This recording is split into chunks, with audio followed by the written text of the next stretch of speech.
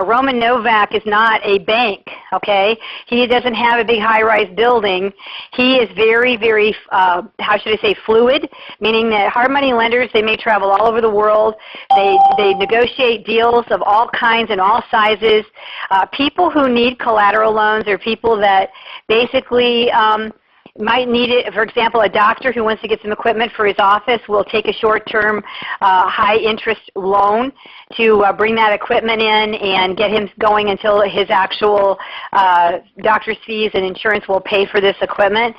Businesses, if you want to buy a franchise, $1 million franchise for McDonald's, you may need to be bridged to be able to pay the franchise fee, and then get going and have your business start to make some money and pay it all back through a traditional loan.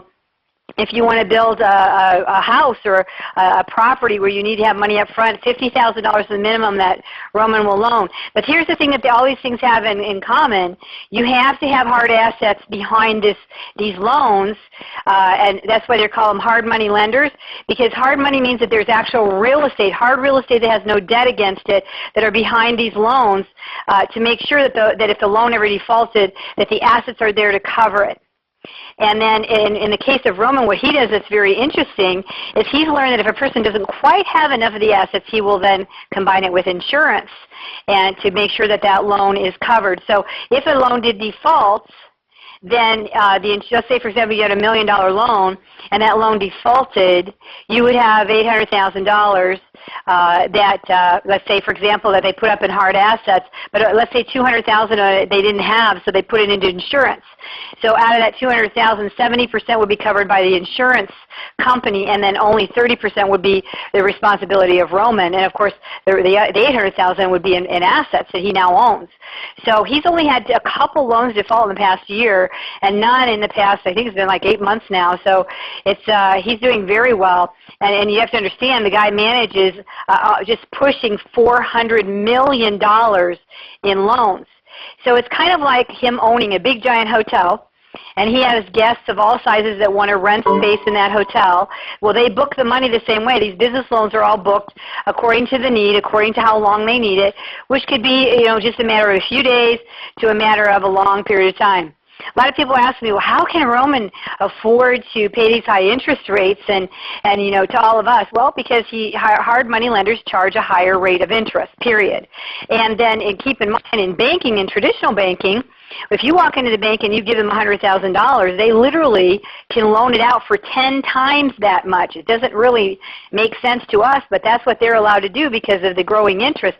10 times as much they can loan it out. So in the same token with Roman also has the opportunity to loan it out whatever way he wants. He's independent. He owns his own business, and he's offshore, so he doesn't have the same regulations as what we may have here on the ground in the U.S. Now, some people might say, well, Nanci, are you a little worried that Roman Novak is offshore? And I have to tell you, I love the fact that he's offshore. Nanci, I have to agree with you 100%. Having Roman Novak actually offshore is a much, much better way for all of us in the long run. For one thing, we avoid all these red tapes, and it's just so much harder to deal in the United States to do what he's doing right there. Having it offshore it's just by far better. And the other thing is just the fact of if other people in other countries want to do this, it's much better having it offshore than actually in the States. So having him there, I agree 100%. It's much better. I do have another question, but before I ask that question, just in our group alone, we have about 1,000 new members coming into Profitable Sunrise every single day. The question is what is the best way to overcome the objection that people have about claiming that this is a Ponzi scheme or a money game? Evaluate what is a Ponzi scheme or a money game. In the United States, Ponzi scheme in our world is when, especially in the network marketing world, is when you have anything where the majority of the money is being made off of sign-ups. And that's it. And I looked at the SEC ruling on the Supreme Court ruling on what a Ponzi is. And basically when people are investing money and that the investors are getting their investment back from the money that's being invested by the people, that's considered to be a Ponzi. There has to be an outside customer base of some kind where the money is coming from a separate place to pay the investors in order for it to not be a Ponzi. So what happens in all kinds of companies, product-driven companies, where you have a sudden rush of enthusiasm amongst the distributors because they see an opportunity and they buy start packages or the bundles of products. I remember when Nu Skin back in the day up in Michigan was selling these massive packages, $3,000, $5,000, $10,000 packages of vitamins and skincare and all that. Folks were out there buying that and making the commissions and having others buy it and make commissions and buy it and make commissions. And what one minute Nu Skin was considered to be on the cover of Forbes magazine as the fastest growing company in America, and the next minute they were considered to be a pyramid. And they had them out there listed as a pyramid because they were pyramiding money. Well, pyramiding money and getting commissions from things, start kits being sold, is one form of kind of a Ponzi. But when you get into things like where you get in the internet world where you have an intangible item, it gets real tricky. I remember another company, YTB Travel, great company, suddenly came out with a $49 special. And everybody was signing up like crazy. So you had all these sign-ups, but nobody was selling travel. So the SEC, when they smell that money, they know that they need money. All the Attorney General's offices are out there struggling. They know that they can come in here, probably slap a fine, and make some money for their local Attorney General's office or local offices, which is what they do. I mean, it's not that they're doing anything wrong. If they see someone breaking some rules, they know that they can fine them. And that keeps everybody in business, keeps them in their jobs. So the key is that every company needs to protect themselves and to have a good, healthy ratio of business where monies are coming in from someplace else, not from the distributors, not from the people who are involved with putting the money in. And in this particular program, I am so glad that we are not selling a product, because if we ourselves had to go out and sell a product during a recession when people don't have money to buy products, there is no way that we're going to have to be able to sell enough product to counterbalance people that want to come in with big start packages or whatever and duplicate that and get commissions off of that. There's no way you can do it because people want to make money. They'll spend more money on things that will make them money than they will on just buying products that they may or may not need. So I really find myself, being torn because I love products. I love nutrition. I love all these different things, skincare, all that. But to build a business in any platform that's going to go vertical in a big way, it's scary to do it in places where they are looking for you to have a bad ratio between your customers and between the growth of your distribution. In Profitable Sunrise, Roman already had a successful business before he brought us in. So that's the first thing I want you to understand about this. All the other programs that are out there that get accused of being a Ponzi were a Ponzi platform from day one where they had products and they had distributors, and as soon as the distributors became more excited and started to put more of their money in than products actually sold, that's when the shift went from being a nice little company to being a Ponzi company. So in the same token here, Roman already had a successful business. He already had investors walking in the door with $200,000 and $500,000 to invest in his program and pay them very good interest rates. In 2009, he decided to open it up to charities to help benefit their charities. But the rule was if you want to come in as a charity, you have to walk in with at least $200,000 just like our investors do, or that wouldn't be fair.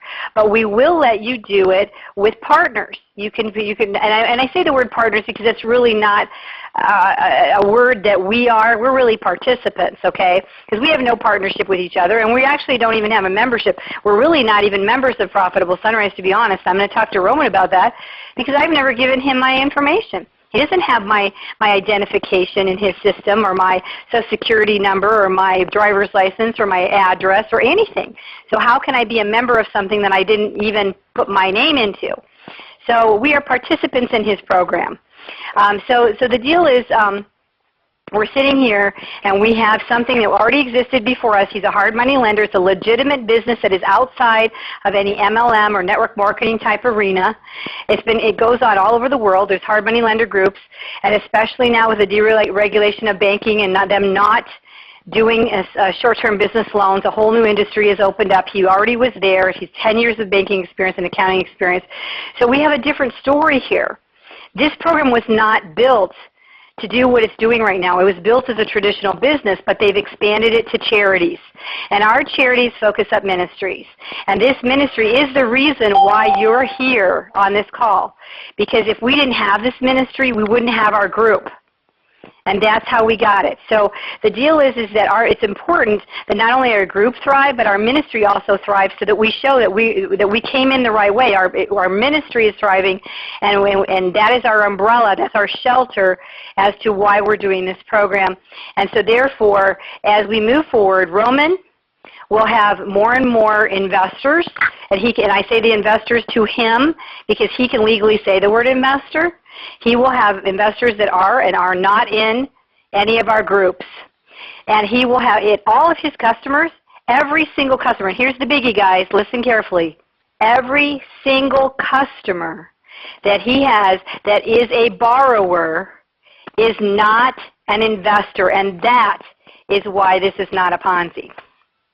Because you see, a Ponzi is when people are only making money off of the people, right? But yet the money that's being borrowed, where the interest is being paid, comes from people who are not in our community. Because according to the trade laws, insider trading laws, he cannot give you and I a loan of any kind. And I know this because I asked him for one. I wanted to buy a house, and I asked him how that would work. And he could not give me a loan because I am inside already.